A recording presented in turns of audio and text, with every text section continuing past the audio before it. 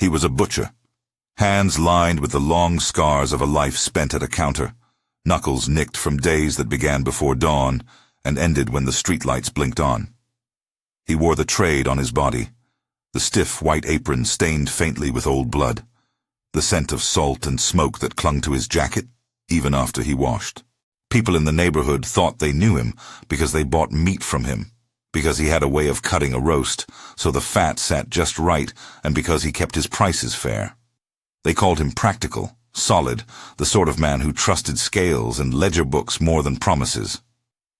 They did not know, at least not for 5 years, that when the sun had gone down and the shop's neon sign hummed its tired blue, he would lift a crate into the bed of his truck and drive that crate toward a block of low brick buildings 3 miles away.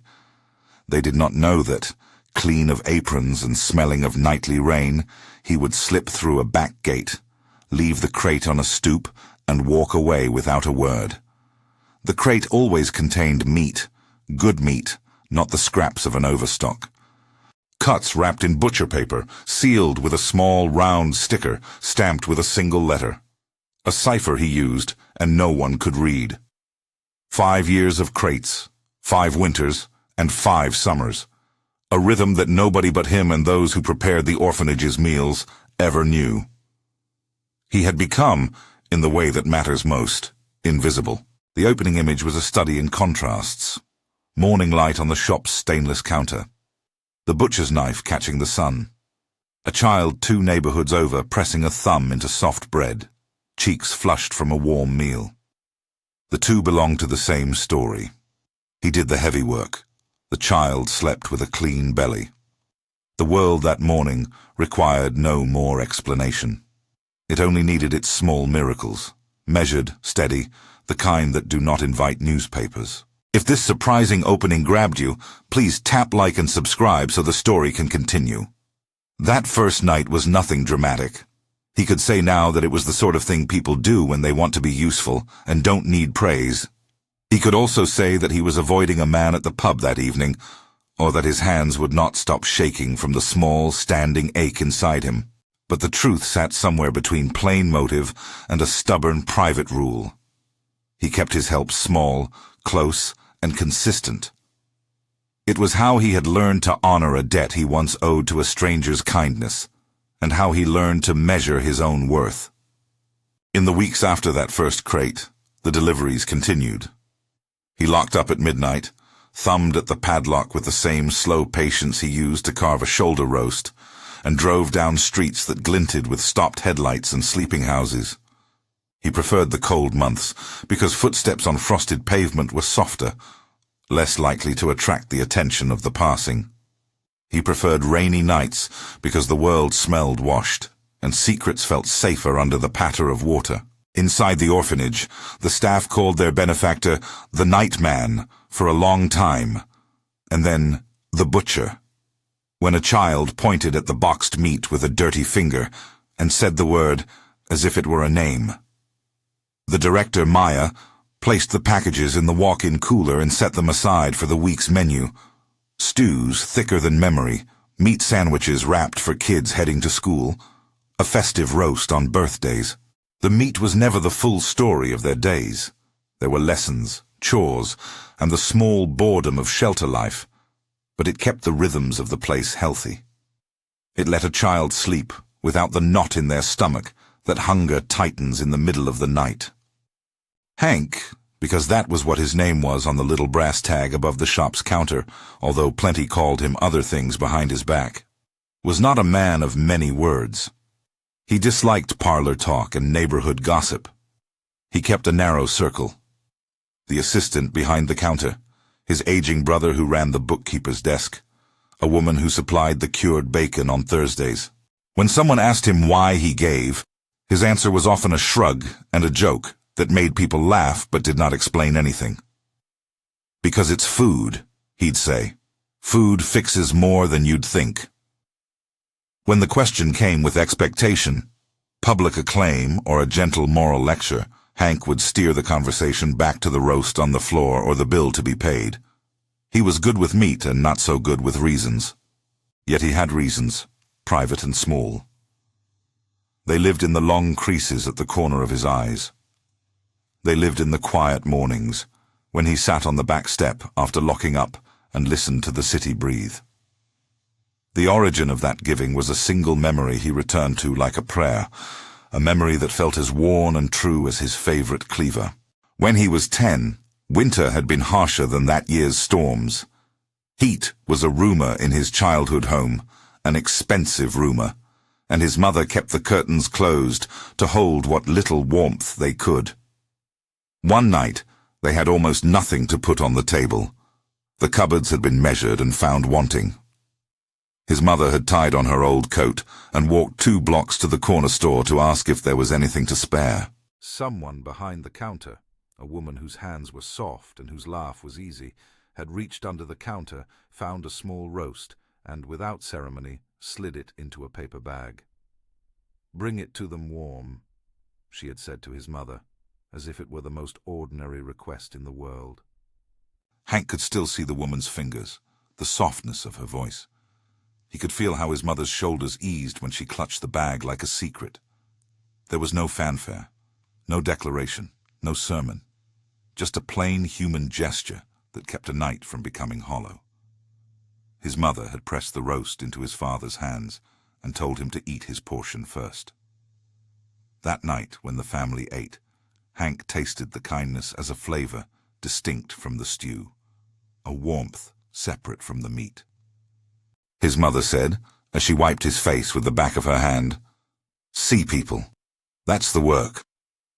It was a simple instruction, and he carried it forward in the only way he knew how. Flashbacks in his life were not cinematic in the Hollywood sense. They were a handful of small, stubborn images, the paper bag folded at the top, the woman's hand on the counter, the way his mother hummed while she carved. Later, as an apprentice in a shop 2 streets over, he learned the practical craft, how to bone a shoulder, how to recognize when a cut would render well under heat. The artisan side he learned with gruff mentors and repeated motion. The ethical side he learned in that kitchen, watching his mother's hands. The two combined after years of practice and grown scraped knuckles into the private liturgy of his crate deliveries. For 5 years, the rhythm held. Week in, week out, rain or shine, a crate at the orphanage's back gate. Sometimes a note tucked inside the butcher paper, 1 or 2 line scrawl, "For the meal tonight," or "Happy Tuesday." Sometimes, nothing at all. The staff came to trust the anonymous supply. They set protocols, leave a crate on the steps, ring the bell, step back. The first time they found the paper with a child's scrawl attached, "Thank you, whoever you are." Someone at the shelter smoothed the edges with a finger and cried quietly into the work of cutting the meat. Gratitude was a private thing there. They guarded it like the last slice. His method was practical. He bought portions when the wholesaler had extra, trading his negotiating skill for better cuts. He wrapped them himself. He stamped each package with a small letter he used like a signature, an M pressed slightly off-center if the paper folded oddly. He kept his receipts for his own order, tucked away in a shoebox beneath the register. There was an economy to it. No checks, no public appeals, no fanfare. And more than that, a deliberate removing of himself from the transaction. He wanted the act to be about the food and about continuity, not about his ego. That removal was part of the dignity he intended for the recipients. He had seen fundraising drives that turned people into spectacles, smiling photos, staged handshakes, cameras capturing tearful embraces. Those images were useful for donations, but cruel in a way that stuck. They reduced people to a moment. Hank wanted something different. He wanted meals that arrived like the tide. Predictable, not intrusive. The staff at the orphanage appreciated this, and over time they developed their own quiet rituals. Someone would take inventory on Monday, mark the packages on a clipboard, and plan meals for the week. The children, who did not need to know the bookkeeping of kindness, only kept the crayon drawing that one of them made and taped it to the inside of the kitchen door. A house with a stick figure and a plate beside it, and a crude heart floating above. The drawing, more than any ledger, became Hank's proof that his nights were not wasted.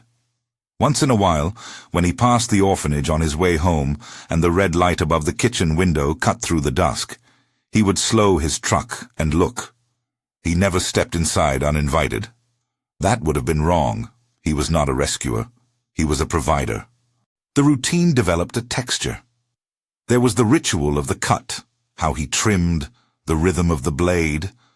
There was the pretense of business during the day, haggling with suppliers, listening to customers who wanted to argue over the price of ribs.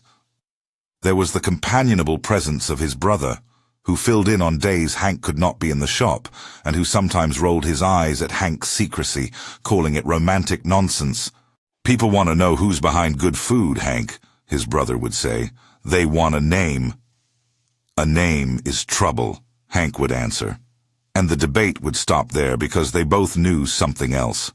Hank had bills to pay, a mortgage on the shop, and no appetite for being mounted on a pedestal while the roof leaked. There were costs. He did not fancy himself poor, but generosity has a price, even in a working life. There were weeks when he calculated margins and sat staring at numbers until dawn. Sometimes he ate less so he could keep giving. Sometimes he argued with suppliers who raised their minimums and felt a small panic. There were nights when he considered stopping. Once, after a slow 3-day stretch at the counter, when trade had been thin and a delivery truck had broken down, he packed the crate and set it by the tame streetlight near the orphanage. He drove home, thinking of rent and of the creak in the shop's back door that needed mending. He fell asleep with his hands twitching around a phantom cleaver and woke with the softness of the woman's hand from his childhood on his shoulder, as if a memory could guide a decision. He informed no one. That anonymity preserved dignity. But anonymity also carries the fragility of a single point of failure. If something went wrong, if the butcher was discovered, or if he could no longer afford the service, the whole rhythm could be disrupted. He lived with that risk, and with the private moral calculus that his small, steady acts were worth the gamble. The orphanage staff did their part to maintain discretion. Maya, the director, once said that the last thing they needed was a parade of donors for the children to navigate. "We fight to teach them stability," she told a volunteer new to the team. "We do not need them memorizing faces and crisis spectacles." That philosophy kept the children safe from the tabloids and from the complicated goodwill of well-intentioned strangers. It held the boundary between kindness and performance. The anonymous crates fit that ethic like a key. Practical, unflashy, the kind of help that simply changed the arithmetic of a week. Word, however, is a mischievous thing. Human nature is such that a pattern invites curiosity. Someone began to notice the crates stacked by the service door more often than seemed statistically probable. A volunteer with a marked propensity for organization, a young woman named Lena, kept a ledger of donations on the orphanage's tablet, not because she wanted to hunt for praise, but because she believed in good record-keeping. Her ledger had the dates, the weight, the package stamp. A small digital trail accumulated. 5 years, entries tallied like heartbeats. One evening, Lena stayed late. She had a new volunteer training manual to update and a schedule to reconcile. The daycare hours had run into overtime. Kids were later than usual with homework and stories, and the crayons were alive on the kitchen table. Lena closed the office door, propped the tablet up, and out of mere human curiosity, opened the ledger. She scrolled. There was a backlog of notes, dates, weight, a tiny coded stamp. There was also a line tucked between the entries, a note in a careful looping hand. "If found, please accept. No thanks necessary." It was unsigned. Lena traced her finger over the words, and then, like many people left to the slow work of forming a narrative from small facts, she began to fill in the gaps. Outside, A neighbor had snapped a low-resolution photo with a phone from across the street that night. The silhouette of a man unloading a box, the bow of his shoulders. The picture, grainy and given no context, circulated among a group chat of local residents who liked the orphanage and liked to imagine themselves doing good. Someone posted the photo to a neighborhood forum under the headline, "Who is the man leaving food for the kids?" The forum is an odd modern marketplace, a place where the best intentions and worst speculations meet over coffee and comments. The post caught 100 reactions in an afternoon. Someone speculated a celebrity, someone joked it was an undercover policeman, and one person tagged a reporter they knew worked for the local paper. Rumor magnetized attention like iron to a field. For 5 years, the anonymity had been a safe space. In a place full of cameras, nothing in the world is truly distant forever. The first public scent of the secret arrived not as a scandal, but as a curiosity. A neighbor's photo, a forum thread, a reporter's message asking if someone could confirm that an unnamed benefactor had been supplying the orphanage. The reporter, interested in human interest stories but hungry for an angle that would snag clicks, began to ask questions that, once asked aloud, demanded an answer. Hank, at first, did not notice. In his world, the day-to-day took precedence. Bills squared away, customers satisfied, a broken grinder fixed. But the neighborhood moves. The ledger on the orphanage tablet had been screenshot by an excited volunteer and shared in a way well-meaning people share things, without the context most needed to understand them.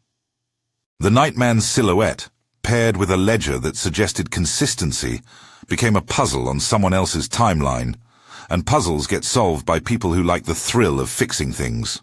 The first hint that the pattern might change came when a customer, Mrs. Ellis from the bakery down the block, who bought liver Wednesdays and who knew everyone's business, came in and asked in a voice that made Hank's stomach do something that felt very much like fear. "Is it true, Hank? Do you help them?" He looked at her, her flower dusting her hair like a badge, and half smiled. "People like to tell stories," he said. She walked away, unconvinced. That afternoon, a teenager showed up at the shop with a headline pulled up on his phone. "Local hero?" the headline asked. The photo was too small to be sure, but an arm, a scarf, the vague profile of a man unloading a crate matched what the old neighborhood know-how could guess: a butcher's posture, a practiced movement of hands. The teenager laughed loud enough to make the radio in the shop crackle. "They think it's you," he said, pointing at the screen.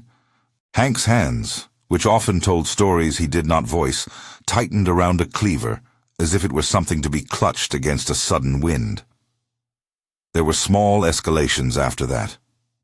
An anonymized comment on the forum speculated that the butcher might be exploiting the orphanage for tax rights.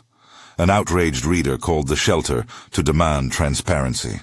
Friends teased him, half in jest and half in genuine bewilderment. His brother asked him directly one night, after a dull surge of customers had died down, "Aren't you worried about what happens if they find out?" "I'm only worried about one thing," Hank answered. And his voice, usually a quiet thing, had a brittle edge to it. "If they make it about me, they'll make it about the wrong thing." The reporter, an earnest woman named Claire, who had a habit of showing up exactly where changing stories were beginning, did what reporters do. She knocked on the orphanage's back door. Maya, who was used to the slow, raw work of managing a shelter and less used to the glare of curiosity, took a moment at that knock. She had practiced a lot of things in the job: deflection, patience, and a careful guard of the children's privacy. When Claire explained she had heard there was a benefactor leaving meat deliveries and had a photograph, Maya's face betrayed only a small weariness. "We do not publish our donors' names," she said firmly. "Unless they ask to be named, we keep the kindness anonymous." Claire, however, had the kind of notebook that acts like a net, precise, clasped, ready. She left a card and a question. "If the donor wishes to tell his story, we will listen. If not, we will not pursue this further." The note was a polite trap of a kind that can produce a story, or leave a quiet kindness unmolested. In the shop, Hank went about his days with the familiar choreography of meat and currency. The radio hummed, a customer joked about the article he had seen, and the little brass bell over the door chimed like a clock marking time. He took deliveries, counted cuts, and at night wrapped the packages that would be set on the orphanage's stoop. He thought about the ledger Lena had made. He thought, with a clamp of something tight in his chest, about what would happen if his face belonged to a story. He had never wanted praise. He had never wanted a photograph to stand in for what he believed kindness should be. If a newspaper wanted to tell a story, maybe it would be harmless curiosity.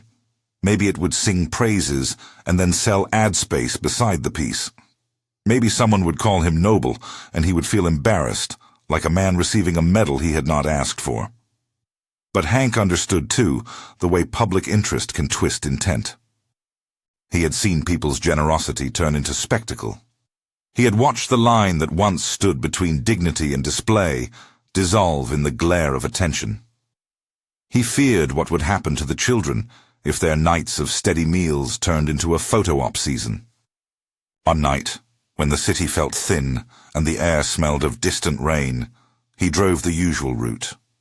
The crate was heavier than usual, thicker cuts for a Sunday roast the orphanage planned, and he drove slowly, thinking of small ways to shield the delivery.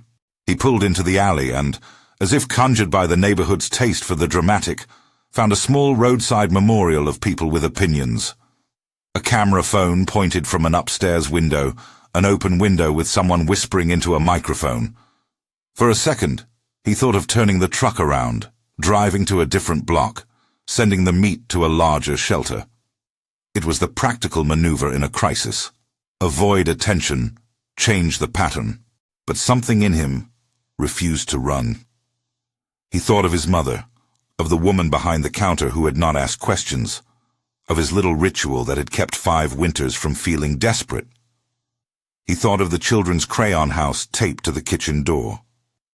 He thought of the way food had once been given without conditions, and how many of the world's small kindnesses survive because someone chooses to keep giving even when eyes watch. So he stepped out and moved the crate toward the gate. A neighbor leaned out and took a photograph, not maliciously.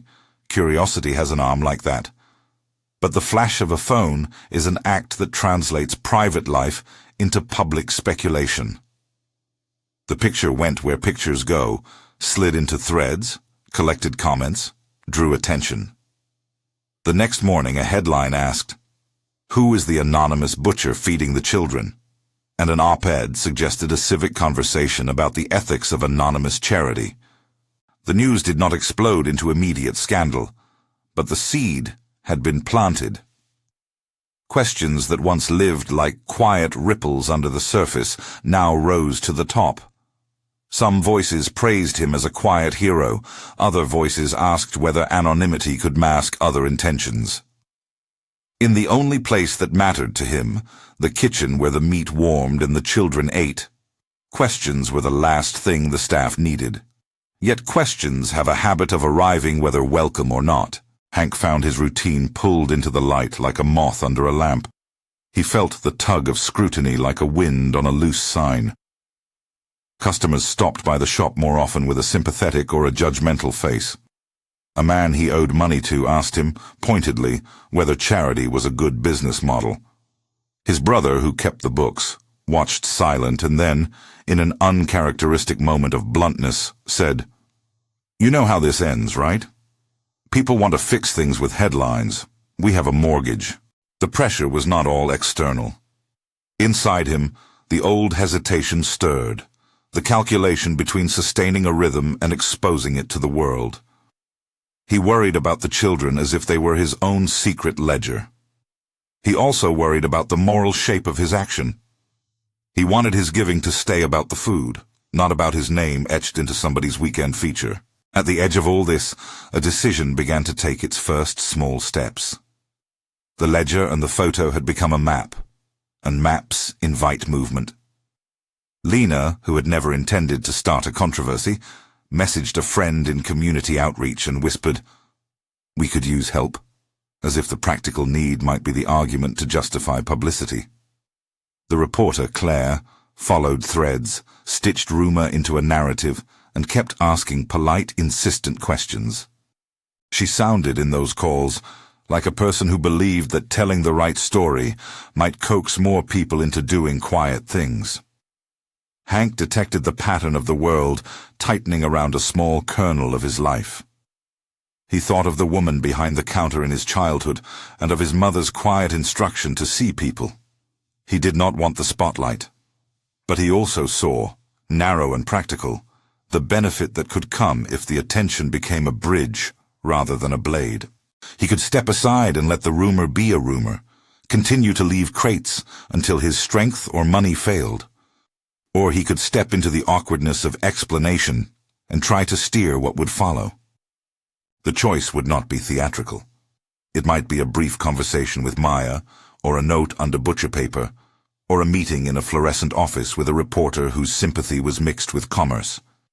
It might cost him customers. It might cost him peace. It might require him to sign papers or open a bank account to let the small private ritual of 5 years become an organized something with forms and meetings and a name on the header. Hank did not like forms. He liked the tactile things, the sound of a cleaver, the bunting of smoke in a cure, the satisfied silence of a plate scraped clean. On a rain-scented Wednesday, as the neighborhood Google chatted and comment threads grew teeth, a letter arrived at the shop. It was not a demand, not yet. It was a polite request from the local paper asking if he would talk. The envelope had no letterhead.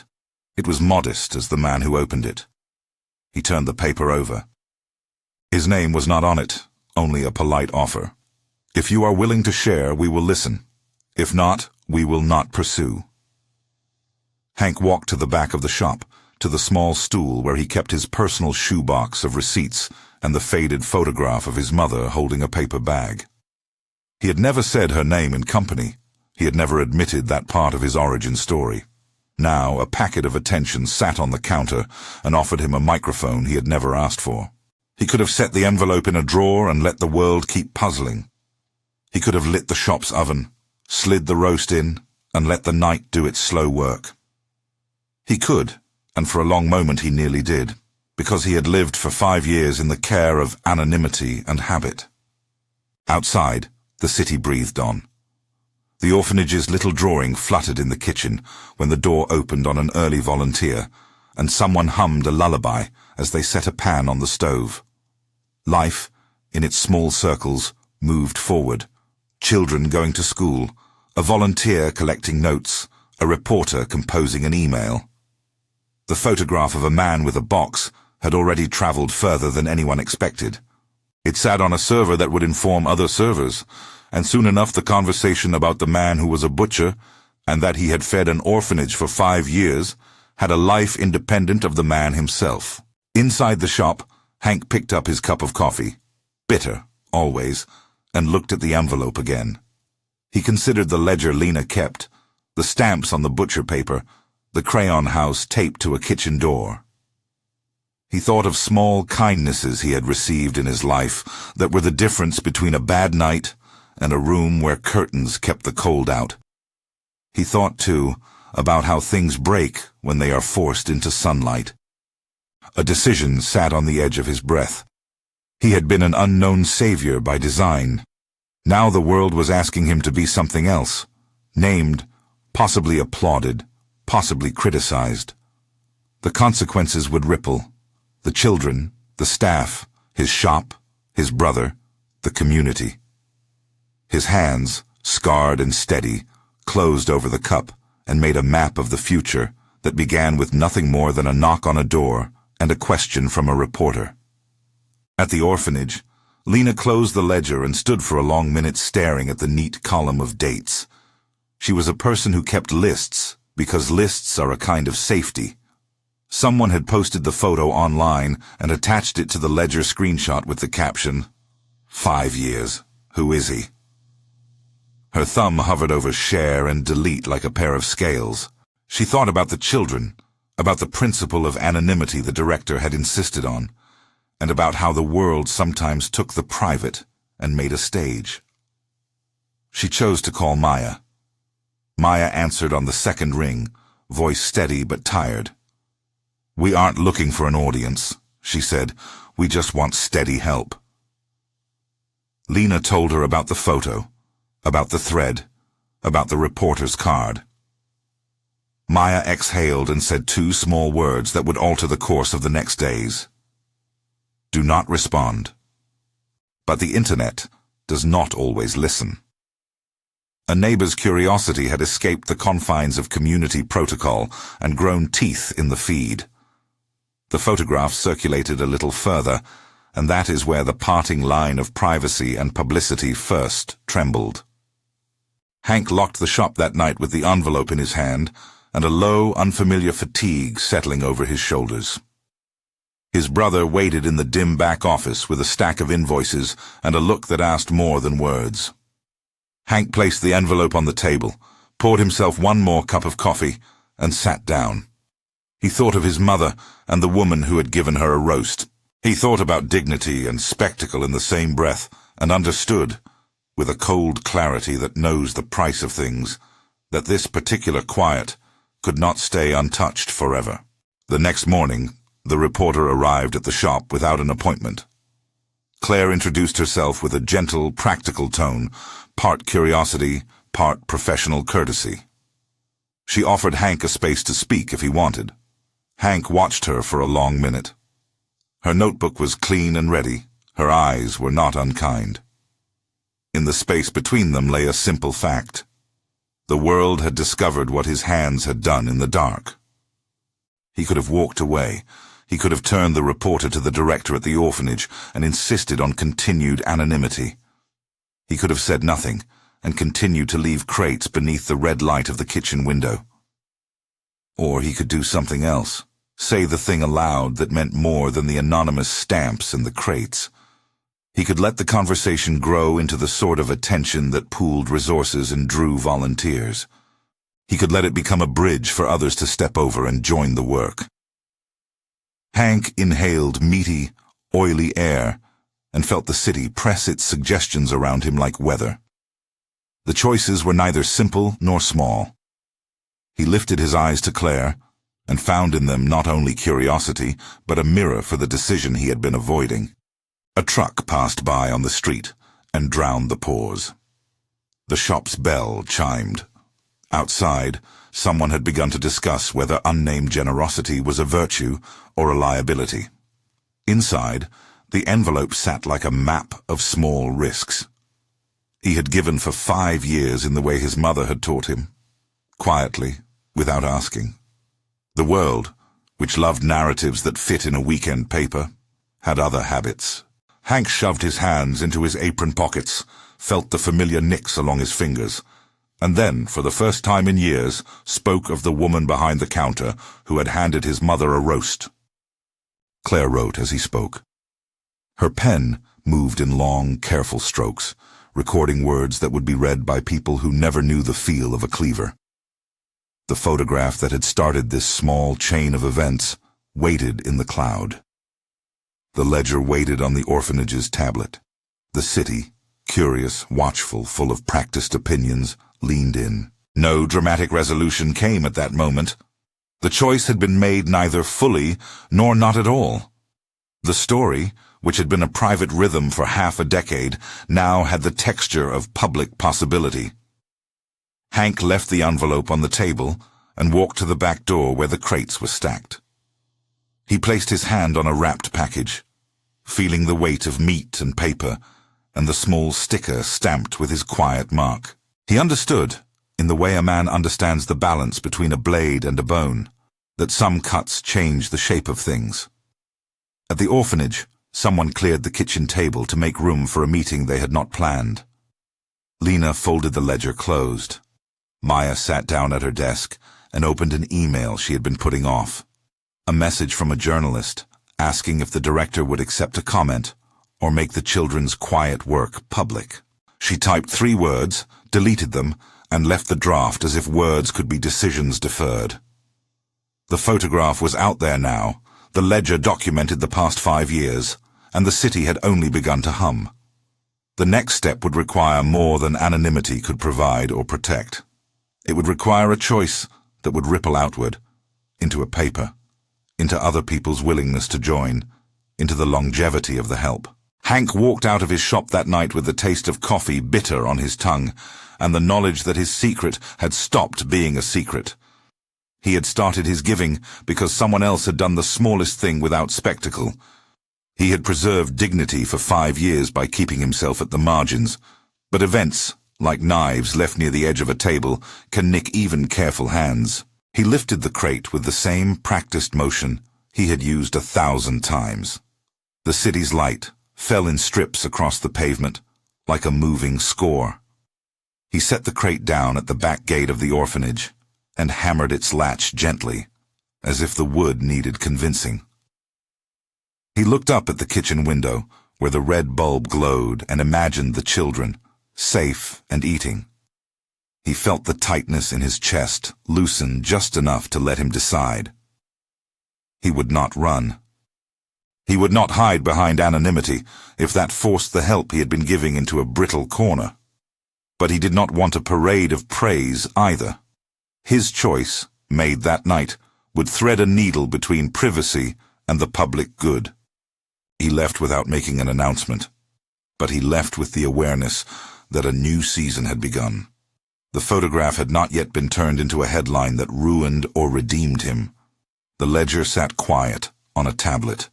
The reporter waited with a notebook that would, in a day or two, narrate how an ordinary man had afforded an extraordinary habit of generosity. That is where the story paused, on the edge of an ordinary man's decision. The world that liked to name heroes was assembling its vocabulary, and Hank stood inside a small shop with a stained apron and the weight of 5 years of anonymous generosity at his feet.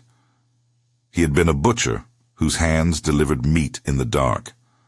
Now he would have to decide what it meant to keep giving in the glare that had found him. Outside, the streetlight blinked.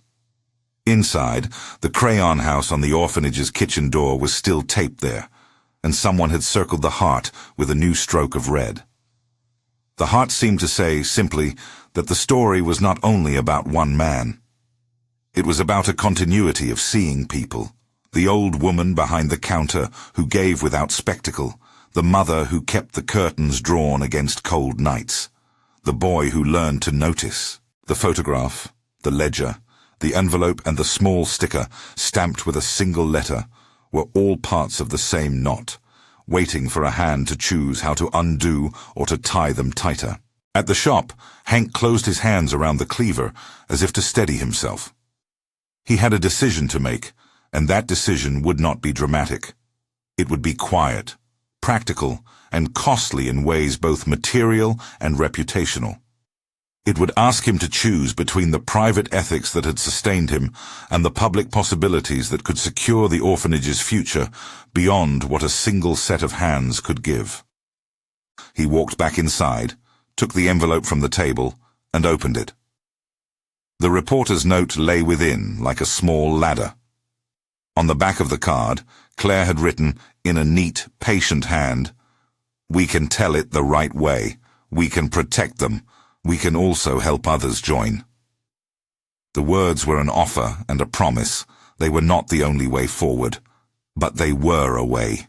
Hank folded the card and tucked it into his pocket. He looked at his brother, who waited with a stack of invoices and a look that asked for ordinary answers. Hank did not have an ordinary answer. He had a history of being helped by strangers and a practice of helping in return. He had a ledger of 5 years at his feet. He had now a photograph that could be turned into a sermon or a salvific story. He stepped out once more into the night, the city washing the edges of the shop with neon.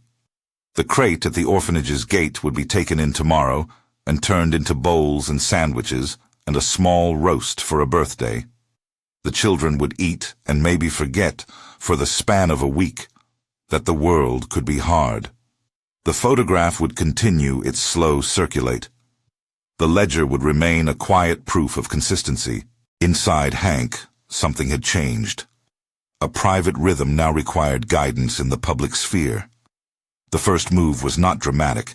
It was a single conversation that would ripple outward. He sent a text to the director at the orphanage. 3 words. It was an offer, an opening, a place where the private and the public might meet without sacrificing dignity. The message read simply, "I will talk." Outside, as the rain began to fall in small, regular drops, the city hummed, and a new chapter began. The message Hank had sent, 3 small words in the glow of his phone, appeared on Maya's screen like a promise and a problem wrapped together. She read it twice before replying. When they arranged a meeting, it was simple. A small office at the orphanage, a thermos of coffee. Claire, with a recorder turned face down on the table, but with her pen ready. Lena sat beside Maya, fingers folded, the ledger closed on her lap like an old friend. The room smelled faintly of lemon cleaner and soup. Through the window, the red kitchen light blinked, as if to remind them that meals, not headlines, were what mattered. Hank arrived at noon, his apron folded neatly in the seat of his truck. He had washed the cut of the day from his hands, and the knuckles still bore the map of work. He wore the apology of ordinary clothes, a flannel shirt, a jacket with a small patch on one elbow, where his brother had sewn a repair years ago. He did not come with a prepared speech. He came with a ledger of his own sorts, the shoebox of receipts under the counter, the crate of wrapped meat in his truck, and the memory of a woman who slid a roast into his mother's hands so many winters ago. They sat in a circle like people trying to decide whether to open a small old book. Claire began with questions that were clinical, but not cruel. How long? Why this orphanage? Do you want your name used? Hank answered with short, careful sentences. He told them the bare bones. 5 years, crates at the back gate, a small stamped letter on each package. He said he wanted the children to have steady meals the way his family once had a steady night, and that he had been taught to see people rather than to make spectacles. Maya watched him without softness or scorn.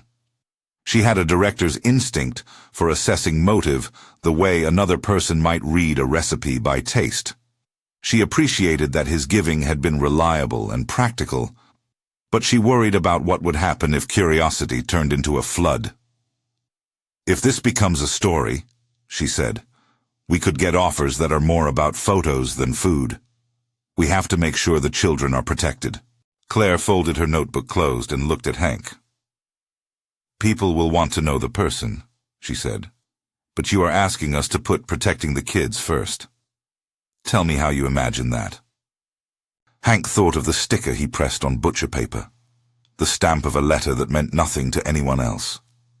He thought of how anonymity had been a small altar for dignity, and yet he could see, like the seam where morning meets afternoon, that attention could be turned into benefit if handled with care. "If people want to help," he said, "let it come through a channel that keeps the kids' faces and names away from cameras. Let it be about meals and teachers and heating bills, not about me." They made a plan that was modest and precise. Maya and Lena would work with Claire to put forward a statement that acknowledged the deliveries, explained their policy of protecting the children's identity, and invited community support in a way that respected privacy.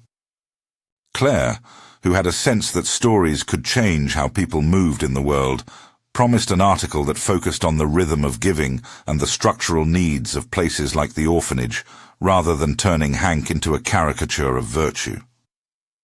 Hank agreed to be named, but only if the story emphasized continuity, a call to others to see and to act, rather than turning him into a single savior on a pedestal.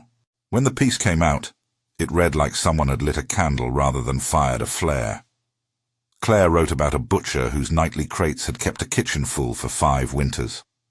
She described the smell of cured meats, the scribbled "thank you" left inside a package, and the crayon house taped to the orphanage kitchen door. She quoted Maya's insistence on privacy and included a short note from Hank that said simply, "I started because someone once slid a roast across a counter for my family. I'm asking others to join, not to make a show of us." The response was immediate and complex. The piece gathered praise. Donations trickled in from neighbors who could not imagine the orphanage's weeks without more reliable food. A local baker volunteered to bake bread each Thursday. The cured bacon supplier pledged to add an extra small order each month. An elderly woman who rarely left her apartment sent a knitted blanket and a note. Keep the children warm. Keep the secret kept. Volunteers signed up for kitchen shifts. The neighborhood forum that had once buzzed with speculation now hummed with offers of help. Lena's tablet filled with messages, offers to tutor, to repair a leaking roof beam, to bring garden produce. But public curiosity has sharper edges, and not everyone's first instinct was warmth. An op-ed questioned whether anonymous giving could create dependency or mask governance issues.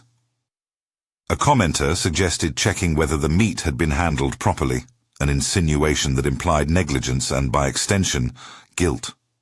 Someone wondered aloud whether the butcher had tax motives. The shop experienced moments of awkwardness. A few customers who misread the story believed he had sought publicity and withdrew patronage for a time. A rival shop suggested that he was seeking an advantage. Once, graffiti appeared on the alley wall near his loading dock, scribbled letters accusing him of playing saint. And his brother found himself waking with a fresh worry about mortgages and threats. Hank felt these ripples like a cold wind. The practical problems were the easiest to name: a small drop in customers, an extra hour answering an anxious supplier's call, a need to explain himself without indulging the press. The heavier burdens were inside, a measure of shame at being thrust into a debate about intention and a private anger at those who would question somebody's motive for feeding children. He felt very human. He felt fear and stubbornness and an odd relief that he no longer had to lift the crates alone. Claire, who understood how narratives bend, helped them point the conversation to the structural gaps the orphanage faced. The article included names of local organizations that could partner without invading privacy. It suggested a community fund, a way for neighbors to donate money or goods to be stewarded by a small board that included Maya, a volunteer, and one community representative. The idea was straightforward: make the help sustainable and accountable, preserve dignity, and invite others to give. The board formed slowly, with careful attention to who should be in a room that would decide how resources were used. They did not create a flashy foundation with a grand name. Instead, they set up an informal community fund with clear, simple rules. No photos of children without consent. No naming of beneficiaries that singled out households. Regular reports on how donations were spent. A lawyer friend of Claire's drew up a modest governance document. A retired teacher offered to audit the ledger periodically. The arrangement was thin with bureaucracy on purpose. Its only ornament was reliability. Hank watched the first months of this new rhythm with the awkwardness of a man who had spent years avoiding center stage. He signed a form that allowed the orphanage to accept donations in a way that would no longer depend solely on his shipments. He donated what he could: meat supplies, a small portion of a weekly sale, and then taught a few volunteers how to trim a roast and make a stew taste like Sunday. He did not take a title on the board. He declined a handshake ceremony that the paper suggested. Instead, he stayed late one evening to teach a volunteer how to bone a chicken properly. His hands moved with the calm competence of someone who had learned a craft. Even as the fund stabilized some of the immediate problems, new conversations surfaced. City council members asked about standards for donated food. Someone in community health suggested partnering with a local kitchen to ensure safe storage and distribution. Hank found himself in rooms he had avoided, fluorescent-lit meetings about codes and volunteers, where the language was dry and the stakes were real. He discovered that his practical knowledge mattered in these places. He showed them how to store meat, how to plan menus to reduce waste, and how small shifts in procurement could go a long way. At the shop, the rhythm of business resumed in a different key. Customers who had left returned. New faces came by, not to praise him, but to ask how they could help. His brother grumbled, but accepted the new ledger of donations as part of the shop's life. There were nights when panic still pricked at Hank, the calculations of margins and bills, but the pattern of giving no longer balanced solely on his shoulders. That was the point, he thought. Continuity did not mean doing it alone. Not everyone forgave the spotlight's intrusion. There were local commentators who soured the conversation, suggesting that charity without oversight could be opaque. A small subset of online voices insisted that anonymity meant concealment. A hardened local businessman, hurt perhaps by a perceived slight to established ways of doing good, wrote a scathing letter to the editor about charity that avoids accountability. The letter spurred debate, and debate is rarely kind. Hank watched the town argue, and sometimes the arguing felt like a test. Would people prioritize dignity for the children, or would they use the moment to air their own anxieties about control and order? The answer came, messier than some hoped but truer than headlines. People mostly showed up. An accounting teacher volunteered to train staff in budgeting. A retired nurse offered to run a clinic morning each month. The bakery down the block started a Bread for Bowls Saturday, where part of the proceeds supported the orphanage. Donations of clothes and books came in a slow, steady stream. The fund allowed the orphanage to budget meals and hire a part-time cook, which meant the staff could plan nutrition rather than improvise it. Among these small victories, Hank's personal life began to shift in ways that surprised him. He found himself less defensive when the subject came up. He started to stop by the orphanage on a Tuesday afternoon, sometimes carrying a crate, sometimes carrying nothing, just leaning against the fence and watching the children play. He learned a few names, not the children's full histories, only the small, ordinary facts of who liked which game, whose hair was always braided, who could whistle loud enough to make a dog tilt its head. His presence became less of a delivery and more of a witness to a community he had helped steady. One child in particular caught his eye, a boy who sat with his knees drawn to his chest on a bench by the garden. He was small, quick-eyed, and liked to trace patterns in the dirt with a twig. The staff called him Jonah. No one wanted to foreground his story. Yet Jonah was the kind of child whose quiet presence was a measuring stick. After a hot stew and a slice of bread, Jonah would sometimes sit a long time and watch the adults. One evening, as the sunset smeared the street orange, he offered Hank a small scrap of paper, a drawing of a house with a large heart above it and a tiny stick figure holding a plate. Hank turned the paper over in his calloused hands and felt the same warmth he had felt as a boy when someone had handed his mother a roast. He placed the drawing on the shelf behind the counter at the shop, next to the shoebox of receipts. It was not a trophy. It was a small altar, a reminder that continuity mattered more than applause. There were moments when the old doubts returned. A supplier increased prices 1/4, and Hank wondered if his contributions would have to taper. A neighborhood rumor accused him of wanting fame. He lost a sale from a customer who thought charity should stay private. Once, someone threatened to post personal details about him online. He had to lean on Maya, Claire, and the small board for counsel. Together they formed a strategy that honored the children, kept private details private, and invited the public to help in structured, accountable ways. Over time, the narrative shifted from "Who is the man?" to "How can we help?" Part of that change came from the practical work of the fund, and part from people watching the consistent rhythm of small acts. The orphanage gained steady donors who committed to monthly support. It hired a part-time caseworker to help families transition to housing.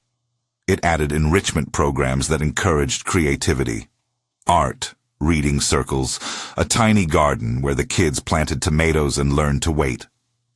None of these things were sudden miracles. They were the work of patient people combining resources and heart. Hank's own interior world transformed in quieter ways. Where he had once measured his life by margins, he began to measure it by small, stubborn questions. Did the week's meal list include enough vegetables? Did someone forget to call a parent? Had he taught a volunteer the right way to tie a knot in butcher twine? He still had petty impulses, pride, irritation, a desire to keep his shop a predictable sanctuary, but they were tempered by the way he had watched a single act ripple into a modest, useful wave. Friends and critics both watched those changes and adjusted their views. His brother, who had fretted for the mortgage and the numbers, saw steady customers return, and perhaps more importantly, saw Hank come home less haunted by secrecy. Occasionally they argued about whether to put the shop's name on a donation box or to keep it out of sight, but they did so as brothers tied to a shared life rather than adversaries on different moral hills. Mrs. Ellis from the bakery became a reliable ally, bringing leftover loaves and gossip. The cured bacon supplier, who had once provided him with discounted cuts for anonymous crates, now donated an occasional extra order, quietly, without fanfare. Not all resolution was tidy. A small lawsuit threatened. Someone complained about logistics of donations and liability, and for a few tense weeks, the orphanage fielded calls and legal forms. The suit never amounted to a moral indictment, but the threat itself was a reminder that acts of goodwill do not exist in a vacuum. They live within rules, procedures, and people's fears. The community fund tightened its policies and built a modest insurance buffer. The experience taught Hank the practical lesson he had avoided. Generosity is not only a matter of heart, it is also a matter of stewardship. The seasons turned. The garden behind the orphanage bore its first fruit the next summer, and the children lined up for slices of tomato with buttered bread. One morning, Hank arrived with a crate heavier than usual. It contained a roast for a birthday, extra packets for the volunteers, and a small brown paper bag with a note inside. He had written the note in a slow hand he did not usually show. It read, "For the people who keep this place gentle." That evening at the birthday, Maya announced simply that the roast had come from a neighborhood butcher who had been helping for 5 years. She said nothing grander than that. There were no cameras. There were only pies and laughter, and a circle of people who had learned to protect small human dignity. That evening a child, Jonah again, crept up to Hank as he stood by the sinks, hands wet with dishwater. He shoved a crumpled piece of paper into Hank's palm and ran. When Hank unfolded it, he found a new drawing. A house with a plate in the window, and beneath it a scrawl Luke's little hand had written, "This is where the story keeps going." Hank's throat tightened at the shape of that sentence. It made the years of quiet worth everything. The wider community changed, too. The conversation had moved from pointing to a single man and asking him to stand tall, to a neighborhood figuring out that steady generosity requires safeguards. The city council convened a community forum, less to police generosity and more to learn how to support groups doing quiet work. There were earnest, sometimes long meetings with community organizers who knew how to navigate public funds and private kindness. People who had never met each other before organized a small drive to donate kitchenware and blankets. The reporter who had started the thread, Claire, wrote follow-ups that focused less on a single personality and more on the systems that let places like the orphanage breathe, stable supply chains, volunteer training, and community oversight. Hank did not become a celebrity. He remained a man with scars on his hands, an apron that would never be pristine, and a shop whose best advertisement was the smell of good coffee and roasted bone. But he was not the same man who had slipped crates through a back gate at midnight. He had learned that witnessing a need commits you to something more than the comfort of anonymity. It commits you to the long, unglamorous work of partnership, of making systems that outlast any single person. Years later, when Lena moved on to a role in community outreach and Maya retired to a quieter life, The board they had assembled remained modestly active. The fund operated with a small staff that sent regular reports to donors and managed a tiny stipend for outreach. Volunteers came and went like weather, but the rhythm of steady meals continued. The children grew into predictable patterns: school, chores, art. Some of them left the orphanage and found homes. Others aged into young adulthood with a stronger sense of what stability looked like. None of the changes were miraculous. All were real. Hank kept working. There were mornings when his hands ached, and he wondered if he should close the shop. There were nights when he lay awake considering the money needed to keep the fund afloat. But when he walked past the orphanage and saw a child wipe jam from their chin and run back to a bunk with a book, he felt a measure of life that no ledger could account for. He had started by carrying crates in the dark because someone had once given his family a roast without asking to be noticed. He had ended not with a statue, but with a community that had chosen, quietly, to see one another. On a winter evening that matched the first winter when he had first begun, the orphanage hosted a small holiday meal. The table was long and not too grand. Candles in mismatched jars, a string of paper angels cut by the children, a roast placed in the center. Volunteers carried plates, and laughter moved like sound across water. Hank sat near the back, his palms clean but marked by a lifetime of work. He watched as a child passed a piece of pie to an older volunteer. He listened to Mrs. Ellis telling an exaggerated story about a runaway dough ball. He felt the warmth of the room like a soft garment. At the end of the meal, a child came up and handed Hank a new drawing. It was bolder than the first, a house with many stick figures, a big heart, and, in the corner, a small rectangle representing a shop. Below it, the child had written, in large, hopeful letters, "Everyone helps." Hank smiled and put the drawing in his shirt pocket. He did not make a speech. He did not ask for applause. He had learned the value of quiet. The story of a butcher who carried meat to a back gate had not ended with his name in lights. It had become a neighborhood's small covenant, something made of people, not headlines. There were still critics who thought anonymity problematic, and there were still those who preferred to do good without fuss. But the orphanage had been steadied. The children had learned to sleep without the hollow ache of hunger. The community had, in its messy way, learned to coordinate and to protect dignity. The last time the reporter Claire came to visit, she did not bring a recorder. She sat with Hank in his shop and asked a question he had learned to answer with less anger and more humility. "Did you ever imagine this would be more than a private thing?" Hank looked at the cleaver on the wall, the drawing pinned near the register, the shoebox of receipts that had once been the ledger of a secret. He thought of the woman behind the counter who had once slid a roast across for his mother, and he said, as simply as he could, "I imagined a meal making a night easier. I didn't imagine people choosing to keep it easy for others. That surprised me. It's taught me that the right thing can be small and stubborn, and that it takes a community to keep it going." Claire nodded, and without the writer's pen in hand, let the moment be quiet. When the story finally settled into its long arc, months becoming years, the title people used in casual conversation was less the anonymous butcher than the common savior. The phrase traveled awkwardly. It risked turning people into icons, which Hank resisted. He preferred neighbor, or someone who shows up.